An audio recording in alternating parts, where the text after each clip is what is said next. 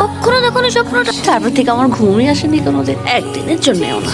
তুমি জানো তোমার এই স্বপ্নের গল্পটা না আমার খুব চেনা চেনা লাগছে। মনে হচ্ছে এরকম স্বপ্ন আমিও দেখেছি। আচ্ছা তারপর থেকে তুমি এখানেই আছো? কিন্তু তুমি এখানে তো সব ছুতে ছুতে পারো। তা পারি, সেটা খালি ঢুকা বাড়িতেই সম্ভব।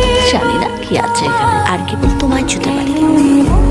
তোমার মনে যা যা প্রশ্ন ঘুরছে আমি ছাড়া আর কেউ তো জবাব দিতে পারবে না। আচ্ছা আমায় ওই ঘুম পাড়ানি মন্ত্রপুতিটা এনে দেবে গো মাখনদা। তোমার এই যে দুর্গা বাড়ির ভূত, তাকে সবাই এত ভয়ানক বলে, তার আসলে খুব কষ্ট জানো। 70 বছরের বেশি দিন ধরে ঘুমায়নি, তার খুব ঘুমের দরকার। তোমার ভূত বলেছে করে? শুনলাম, দেখলাম, ভাবলাম। তুমি কিন্তু কাউকে বলো না প্লিজ। ঠাকুর একটা জিনিস দেখে আপনার কাছে না এসে আমি আর থাকতে পারলাম না। কি হয়েছে? কালো ঠাকুরের নাতি যার কথা মাস্টারদা কালকে বললো না,